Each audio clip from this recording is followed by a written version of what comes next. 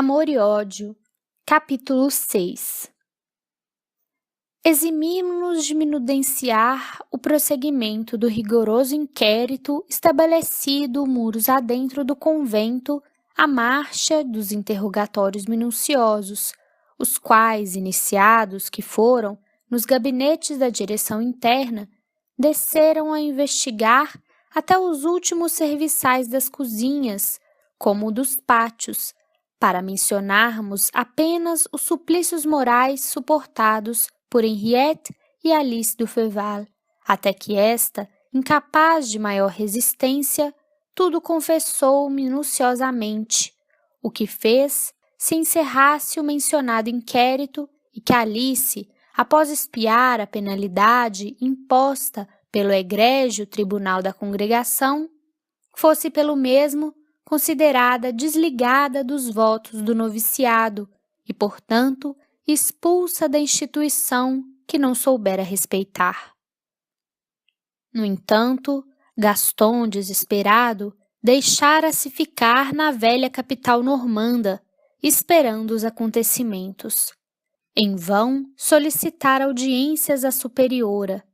A despeito das respeitáveis tradições do nome dos d'Aberville em toda a Normandia, não foi recebido. Em vão rondara os muros impenetráveis do castelo religioso, na esperança de obter notícias dos acontecimentos internos ou de enviar quaisquer informes que pudessem revigorar o ânimo daquela a quem estremecia, adivinhando-a presa de atrozes dissabores. Nada conseguira, permanecendo ele próprio prisioneiro de preocupações recalcitrantes. Findo, porém, o inquérito e verificada a responsabilidade faltosa da jovem educanda, cujo feito escandalizara o estabelecimento, sua madre diretora compreendeu contrafeita já lhe não ser possível continuar aceitando a jovem de Lacordaire como discípula. A falta era punível de expulsão. A digna religiosa fizera um correio especial a Sainte-Croix, solicitando com urgência a presença dos viscondes de Lacordaire. O pobre pai, fanático no seu amor pela filha, fizera-se acompanhar da esposa e galopara sem descanso em incômodas carruagens, que devoraram léguas em poucas horas, temendo que a urgência com que fora reclamada sua presença implicasse perigos de saúde e quiçá de vida na pessoa da filha querida, sem suspeitar sequer da possibilidade de algo desagradável implicando d'Aberville. Ouvida, porém, que fora decepcionante versão da superiora, o altivo fidalgo sentiu-se indignar até a vergonha e no mais íntimo do ser deixou recrudescer a aversão pelo jovem marquês e a revolta pela desobediência da filha, a qual jurou dominar a despeito de tudo. O certo era que Henriette de Lacordaire, para a confusão e vergonha do seu orgulhoso pai, já não poderia ser aluna do Sacré-Cœur, por não o permitir a respeitabilidade da nobre instituição. Pesarosa, a superiora rogou ao senhor de Lacordaire levasse consigo a filha, depois de esculpar-se repetidas vezes e enxugar o pranto que teimosamente lhe orvalhava as pálpebras. De Lacordaire pensara a princípio exigir do marquês satisfações pelo procedimento junto a Henriette, enviando-lhe testemunhas para um desagravo pelas armas. Mas Flávio, sendo escravo da honra do nome, seria também hábil calculista, fino ponderador das consequências. Refletiu que um duelo faria estrugir o escândalo, arrastando o nome de Henriette a comentários desairosos, e o fato que poderia ser encerrado entre as muralhas de um convento viria a lume, prorrompendo em desabonadores conceitos por parte da opinião alheia.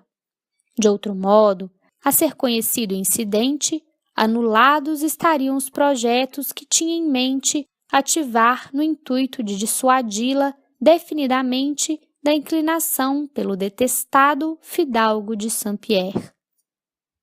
Sorveu, pois, em silêncio a taça de fel que Gaston lhe apresentara e refreou seu ódio sem recorrer às armas.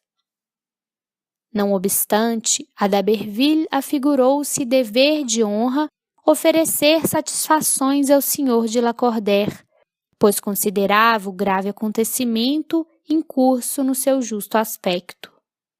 Por isso mesmo, dirigiu-se a Saint-Pierre e, uma vez ali, visitou Sainte-Croix, solicitando ao visconde o favor de uma entrevista. Não foi, porém, atendido, e o antigo favorito das salas sentiu emburrecer-lhe as faces o pejo de se ver despedido de uma antecâmara por um simples criado de quarto, como talvez jamais o tivesse sido o último dos senhores da Normandia. Contudo, insistiu no propósito, escrevendo-lhe longa missiva.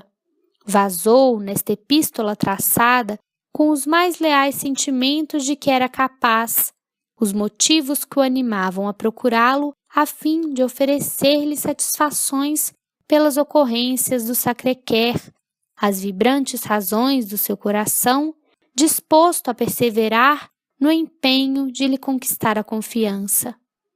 Devolvida intacta pelo mesmo mensageiro que a fora levar a Sainte-Croix, esta carta provou-lhe finalmente que entre ele e o pai daquela a quem amava existia um abismo que sua vontade não desejaria senão transpor, mas que o orgulho e a rudeza daquele preferiam aprofundar. Entre mentes, Flávio abandonara precipitadamente a pitoresca herdade onde residia desde a volta da Itália e com a família tomara o rumo de Paris, ficando aquela residência sob a guarda de leais servidores. Por sua vez, Gaston, voltando à capital, certificou-se de que o visconde ali não se demorara, levando Henriette, sua mãe, para certa propriedade que possuía em pleno coração da Touraine, às margens do Loire, o que o deixou sobremodo confuso.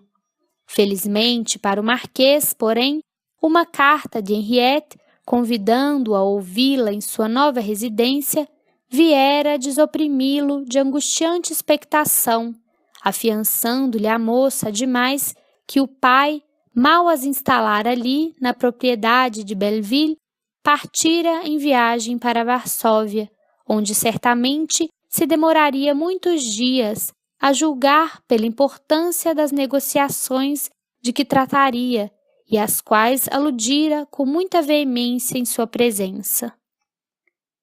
Pressuroso, o moço normando correu a Touraine, e conquanto esta visita não fosse oficialmente realizada, os jovens noivos sempre encontraram oportunidade de se entenderem detalhadamente quanto à forma por que agiriam em face das circunstâncias. Dessa entrevista, que se realizara sob os auspícios da senhora Madeleine, ficara estabelecido que Gaston, após as inadiáveis viagens que pretendia fazer, voltaria a solicitar a mão de Henriette. Caso, porém, se visse novamente repelido, munir-se-ia dos direitos de descendente de antigos servidores da França e de fidalgo, para suplicar a interferência do rei, a fim de obter o necessário beneplácito do rígido visconde.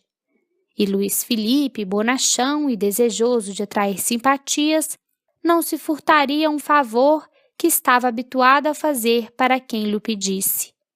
Assentaram na época em que novamente se encontrariam para cuidarem do matrimônio tão ardentemente desejado, e se despediram resignados e mesmo jubilosos, certos de que um ano não se passaria sem que seus ideais fossem colimados.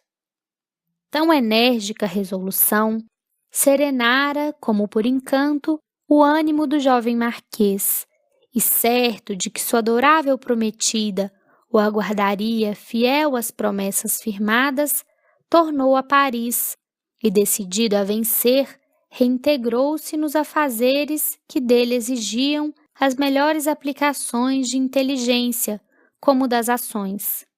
Iniciou, então, a série de viagens em torno de alguns países vizinhos, certo de que tudo correria ao encontro das próprias aspirações. Georges de Franceville, Marquês de Soissons, a quem entrevimos acompanhando Gaston de Saint-Pierre nos funerais de seu pai, ingressara na diplomacia havia já algum tempo e o fizera com tão altas capacidades que por muitos amigos já era considerado uma das grandes esperanças da pátria. Contava apenas 25 anos e leal, probo, inteligente e muito culto, seu caráter adamantino retrataria a figura respeitável do homem de bem, tornando-o benquisto em toda a parte a que fosse chamado a conviver. Sua vida, ao contrário da que levava seu amigo d'Aberville, fora um inário de sensatez e labor desde a adolescência até o instante em que o trazemos diretamente para as nossas páginas. Jamais voz alguma se levantara sobre o seu nome, senão para lhe bendizer as ações, pois que além das muitas qualidades pessoais que lhe exoneravam o caráter, sabia também unir esforços em benefício das classes desfavorecidas da sociedade, fosse favorecendo generosamente um hospital ou um orfanato, fosse levantando uma escola para jovens paupérrimos da província com o prestígio de seu ouro ou do seu nome, ou ainda convertendo em salário honrado o auxílio ao necessitado. Conquanto fisicamente estivesse longe de ombrear com a galhardia do impecável jovem de Saint-Pierre, não era desagradável à observação, e com este rivalizaria na distinção das maneiras e na polidez do trato.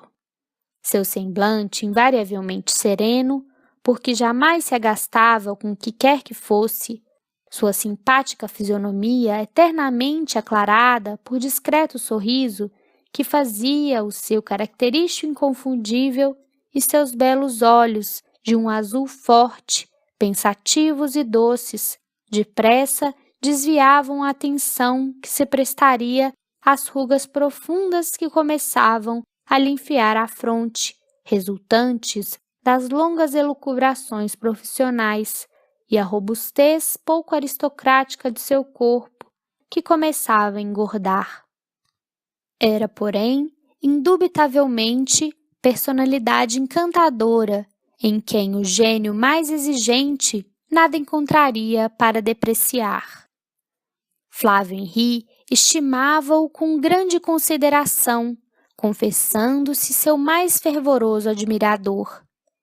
Que visse unidos os brasões de Lacordaire aos de Franceville, por uma aliança matrimonial entre sua filha e esse jovem modelar, e nada mais desejaria para a formosa criança, considerando-a alçada dos páramos de indestrutível felicidade.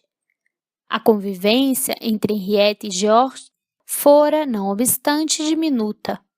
Nascida às margens do Loire, isto é, em Belleville, criada na Itália, onde por muitos anos residiram seus pais, dada a insopitável atração que o Visconde sentia por aquela nobre nação, só de longe em longe se avistavam, e assim mesmo durante visitas muito rápidas, em vista do acervo de labores que assoberbava as horas da existência do moço diplomata.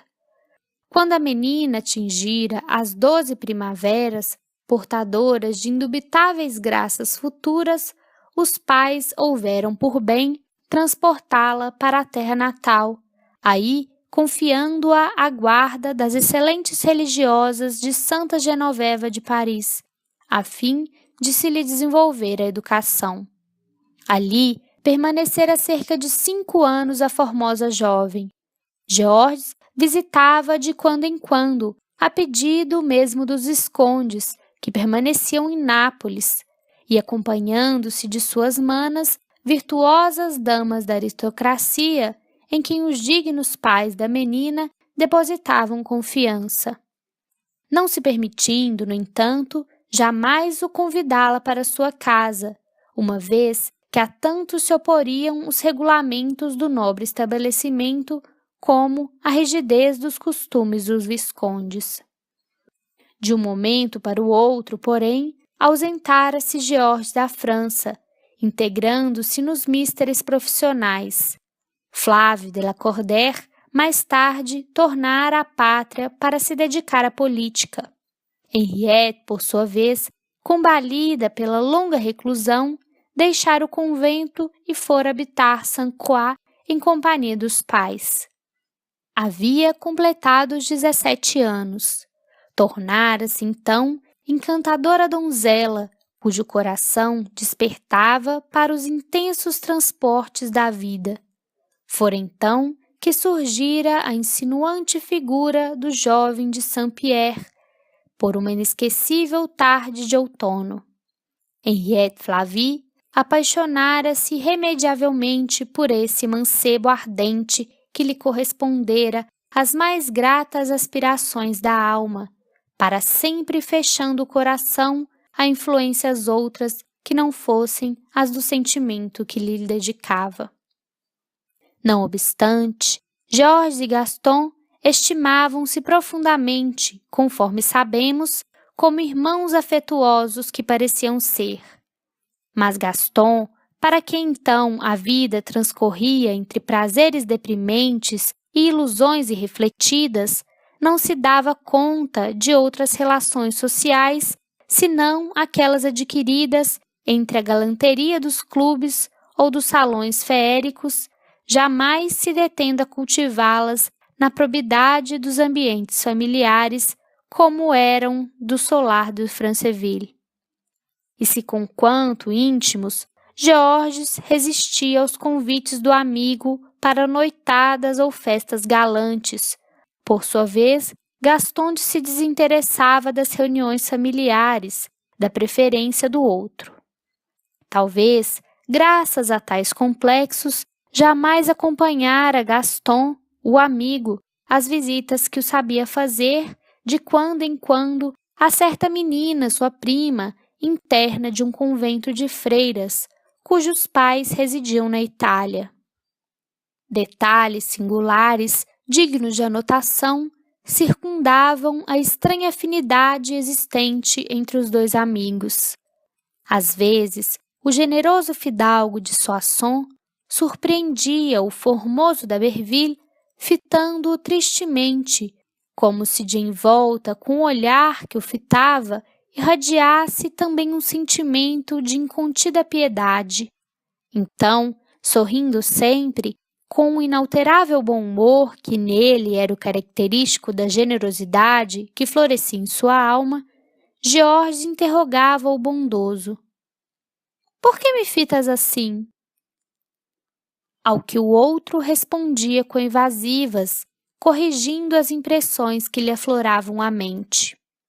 O certo era, porém, que intimamente Gaston sentia penosas sensações de angústia lhe invadirem a alma ao fitar, em certas ocasiões, o semblante tranquilo do amigo. Súbitos clarões mentais lhe acendiam no pensamento a lâmpada das reminiscências do pretérito, durante uma fração de segundo, e ele, como que reconhecia no amigo querido, um ente mais estremecido ainda, a quem se sentia incompreensivelmente atado por laços misteriosos, cuja natureza lhe era completamente ignorada. De outras vezes, quando haviam por bem desfrutar temporadas em companhia um do outro, na residência de um ou do outro, pois como Gaston de Franceville possuía também uma residência particular, alta noite Gaston se erguia do leito, qual sonâmbulo em pleno transe, cruciado pela dolorosa angústia que frequentemente o apoucava. O móvel do pesar, como sempre, era Georges. Transportava-se alucinado e pávido ao aposento do outro, bradando aflitamente por seu nome e, não raro, desfeito em lágrimas. De Franceville despertava atônito, serenava o amigo, reconduzindo-o ao leito com maneiras e frases paternais, e acomodando-o novamente, ia dizendo entre um sorriso e uma terna admoestação: tens febre, deliras, são os excessos que praticas, as vigílias frequentes. Não, Georges, não é nada disso. Ouvi-te gemer e bradar por socorro. Estavas banhado em sangue no fundo de uma prisão. Oh, meu Deus, eu enlouqueço. Esta visão me persegue em sonho. Georges sorria bondosamente. Ministrava-lhe drogas calmantes, vendo-o a tremer enquanto a acalmava. Sim, o que tens é um profundo esgotamento nervoso. Precisas de repouso. Dorme, Gaston. Eu nunca me senti tão bem. Descansa. No entanto, o bondoso Georges enganava-se. Não se tratava, em verdade, de um nervosismo originado de excessos. Gaston trazia vigor pleno de todas as suas faculdades. Eram antes ardentes lampejos da consciência profunda, que durante o sono deixava escapar em seus arquivos a lembrança dolorosa de um passado terrível de encarnação pretérita que dormitava sob as camadas sensoriais da mente. Oh, seria também o pressentir de um futuro trágico que se enredava ao drama do pretérito, o qual já acenava irremediáveis dores ao seu espírito previamente advertido pela providência. A separação impôs-se entre os dois, porém, com o afastamento do bondoso de Franceville, Henriette aparecera, assinalando fase nova no destino de d'Aberville. Sobrepuseram-se as peripécias. O amigo, ausente, ignorava fatos tão numerosos quanto importantes, porque o doidivanas que ficara em França, absorvido por outra paixão mais ardente e dominadora, arredara-o para segundo plano, desinteressando-se de missivas confidenciais e de incômodos para visitá-lo na distante Varsóvia. E por tudo isso ignoravam completamente que amavam a mesma mulher. Deixando a família em Belleville, Flávio Henri dirigia-se à Polônia, rumo de Varsóvia, permitindo-se tão exaustivo incômodo no intuito de estabelecer entre Saint-Pierre e os de Lacordaire um abismo intransponível. Silenciara, porém, quanto aos propósitos que lhe se radicaram no cérebro, nada revelando sequer à esposa. Chegando à pátria dos mais nobres cavaleiros do passado, procurou, sem tardança, o primo de Soissons em sua própria residência, situada num dos mais aprazíveis bairros da cidade. Georges recebeu-o com inequívocas provas de consideração.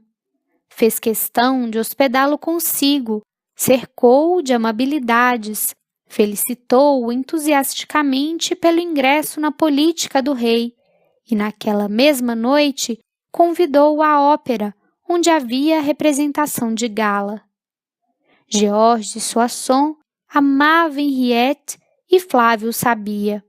Aos seus olhos percustadores não haviam passado despercebidas a insistência com que Georges seguia as atitudes da moça, nem a expressão de apaixonado interesse com que a ela se dirigia quando, visitando a própria filha em Paris e ele passando pequenas temporadas, recebia, por sua vez, a visita de Soissons.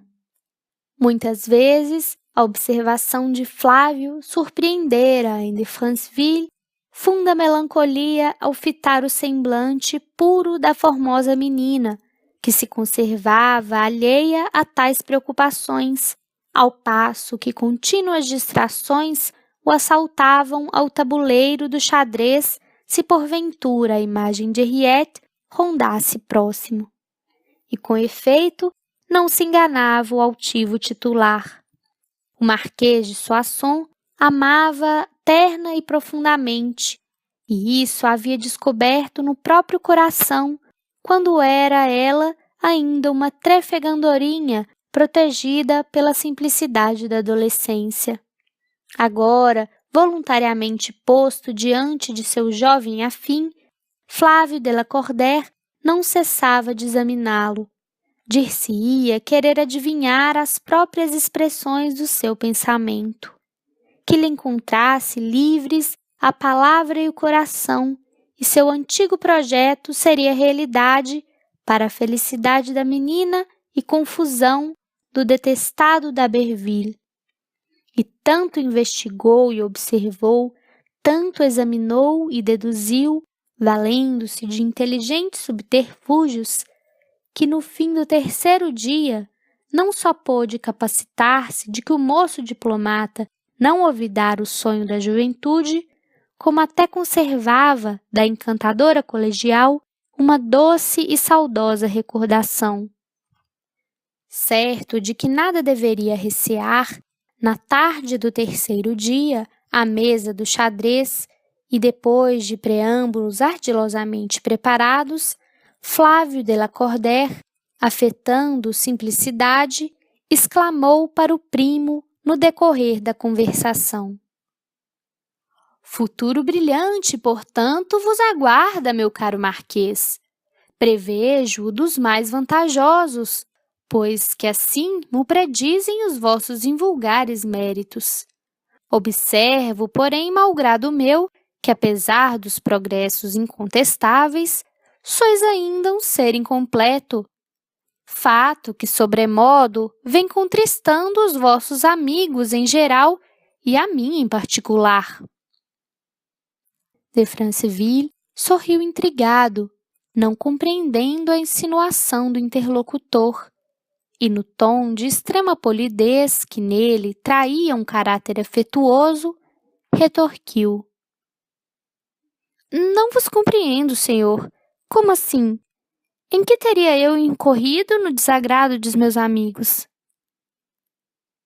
"É que os anos se sucedem, Marquês.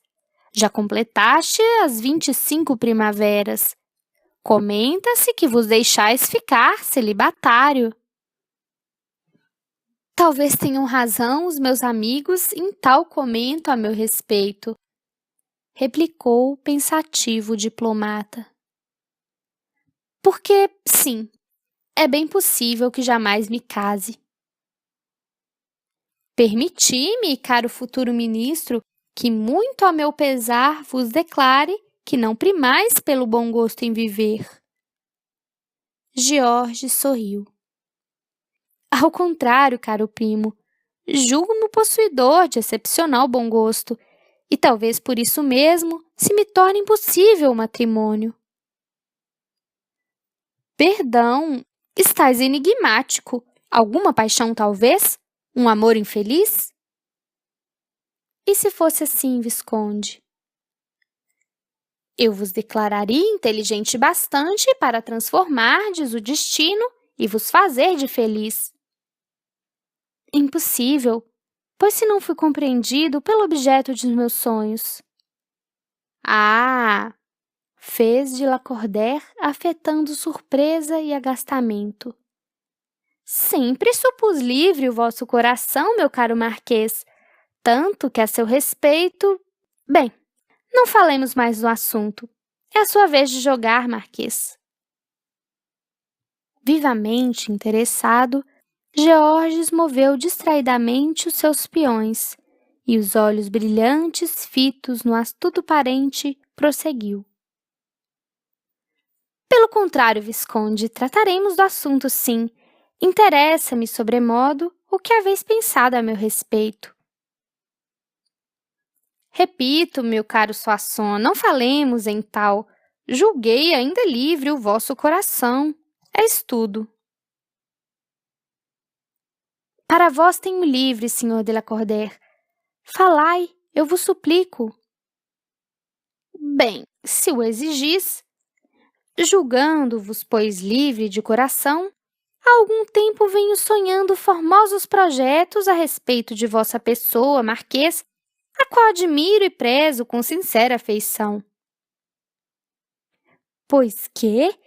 Tendes sondado a meu respeito, Visconde? Interrompeu o amigo de D'Aberville, encantado com o rumo da conversação. Oh, e quem sabe se os vossos sonhos se coadunam com os meus quanto à vossa pessoa? Ah, também mantendes sonhos formosos quanto à pessoa de vosso primo de Lacordaire, Marquês? Sim. Fitaram-se com inteligência, e Flávio Henri prosseguiu, prometendo-se não perder terreno. Em suma, dar-se-á o caso de que vos haveis escravizado de amor por mim, vosso primo de Lacordaire? Confiante, Georges, cuja natureza delicada já se comovia, confessou ansioso. Não afirmarei que me sinta apaixonado precisamente por vós, senhor Visconde, mas... Olhai ao redor de vós e encontrareis ao vosso lado, usando o vosso nome, aquela que me poderia tornar escravo de seus encantos, a única a quem eu, de todo o coração, concordaria em desposar. Emocionado, Flávio pousou a destra sob a destra do diplomata, que descansava sobre a mesa, exclamando: Georges! E Georges, dominado por emoção ainda mais intensa, respondeu: Flávio. Então, Georges, meu amigo, meu filho, é bem verdade que a amas? Não me enganaram as minhas suposições? Gozarei ainda a honrosa ventura de vos contemplar unidos? O jovem diplomata passou a mão pela fronte, momentaneamente empanada por uma nuvem de melancolia, e redarguiu com sentimento. Se a amo? Pergunta-me ainda, Flávio. Meu Deus, nada mais tenho feito senão adorá-la desde que se fez adolescente. E tenho amargado 1000 martírios, Flávio, porque não pude ainda ser retribuído em meu profundo sentimento. Desposarias, portanto, de bom grado, Mademoiselle de Lacordaire, e a tornarias feliz? Oh, ela e não outra apenas. Não tenho, porém, esperanças. Não sou amado. Henriette é uma criança. É grande a diferença de nossas idades. Responde Georges, desposá-la-ias de bom grado? Ah, por que me sugeres insensatas esperanças? Sim, sim, Flávio, desposá-la-ia e seria o mais feliz dos homens. E tão profundo e tão intenso seria o amor de que a cercaria, que estou certo, sentir-se-ia ela também a mais feliz das mulheres. Flávio de Lacordaire então levantou-se, tomou entre as suas as mãos do nobre de Franceville e, voltando ao tratamento cerimonioso do início, o qual lhe pareceu mais concorde com a solenidade do momento, exclamou emocionado e vibrante: Se é assim, vinde comigo à nossa França, senhor de Soissons. Vossa noiva vos espera em Belleville.